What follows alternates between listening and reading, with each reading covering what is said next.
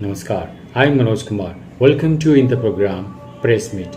In this program, we cover press conference, media interaction, and a speech of the chief guest at the program. So, without spending so much time, let's go to the event. मित्रों, जैसा हमको पता है कि आज अंतर्राष्ट्रीय anti corruption day, भ्रष्टाचार निरोधक दिवस 9 दिसंबर इस वक्त में सारी दुनिया में इस पर चर्चा होती है। और चूंकि एक समाज में बहुत ही एक बड़ी बुराई है, कैंसर है, और इस समस्या के लिए हमेशा जनता को जागरूक करना, नेताओं को जागरूक करना, ब्यूरोक्रेसी को जागरूक करना, ये बहुत आवश्यक है। तो हमारे जो एंटी करप्शन ब्यूरो है, आज उन्होंने इस कार्यक्रम का आयोजन यहाँ किया था।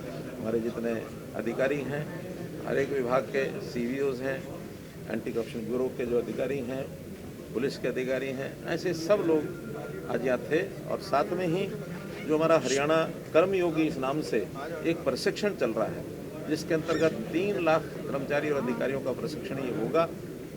नवंबर 20 को शुरू हुआ था, 31 मार्च तक ये अलग अलग जगह पर प्रशिक्षण क्लासेस लगेंगी।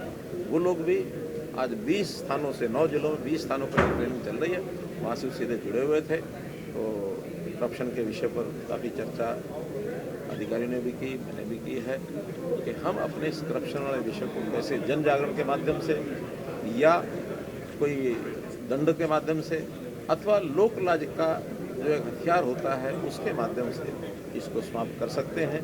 क्योंकि करप्शन सीधा सीधा असर जो है वो हमारे देश की जो गरीब जनता है, उस गरीब जनता के ऊपर ही डालते हैं। तो हमें अपने समाज के प्रति संवेदनशीलता का उदाहरण रखना चाहिए, करप्शन से लोगों को दूर करना चाहिए।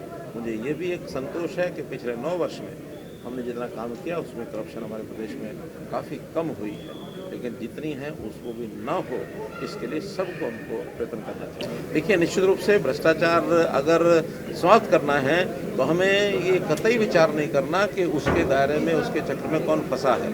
जो भ्रष्टाचार करेगा उसके खिलाफ कार्रवाई होगी, कितना ही बड़ा आदमी हो, चाहे वो नेता हो, चाहे अधिकारी हो, कर्मचारी हो, अथवा जनता का हो गया, क्योंकि सब चीज़ें उसके अंदर जाना शामिल होती हैं, उसमें इंटरेस्ट सबके होते हैं। तो जिसका इंटरेस्ट मिलता है और भ्रष्टाचार होता है तो हम किसी का लिहाज नहीं करते, और जो अपराधी होता है उसको दंडित करने का काम हमारा है। जहाँ तक एक प्रश्न पूछा गया है कि मध्य प्रदेश के मुख्यमंत्री का जो चयन होना है उसमें केंद्र की ओर से मुझे वहाँ एक दायित्व मिला है, वहाँ के प्रभारी के नाते से। और सोमवार को वहाँ विधायक दल की मीटिंग रखी गई है और मुझे दायित्व है तो मैं वहाँ जाऊँगा।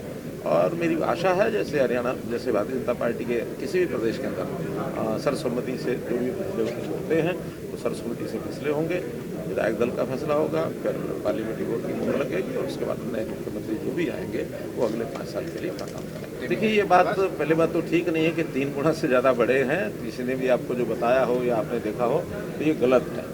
कहीं कहीं बढ़ोतरी है, कहीं कहीं उसमें से कमी भी आई है। तो ये हर बार जब NCRP का डाटा होता है वो तो जो स्टेट की फिगर्स होती हैं, जिस भी स्टेट से आती हैं उन्हीं को प्रकाशित करते हैं। हाँ, उसमें हमारा डिपार्टमेंट, पुलिस विभाग या अन्य जो क्राइम जिस भी विभाग के साथ संबंधित होता है वो उसके ऊपर काम करते हैं कि उसको न बढ़ने दिया जाए, उसको रोका जाए। लेकिन जिस प्रकार के समाज में बाकी गतिविधियाँ होती हैं उसके साथ कई चीज़ों का सीधा रिलेशन होता है, तो उसमें भी संस्कारों का विषय, उसमें भी दंड का विषय सब होता है। हम जहाँ कहीं इस प्रकार की कोई राइज हमको देखने को मिली है उसको ज़रूर अगले वर्ष में कम करें। देखिए, पार्लियामेंट के अपने नियम होते हैं और जो पार्लियामेंट की नियमावली है उसका पालन करने के लिए वहाँ स्पीकर होते हैं। तो स्पीकर जो निर्णय लेता है वही फाइनल निर्णय होता है। किसी को कुछ गलत लगता है तो उसके लिए कोर्ट का रास्ता जाए। Thank you sir.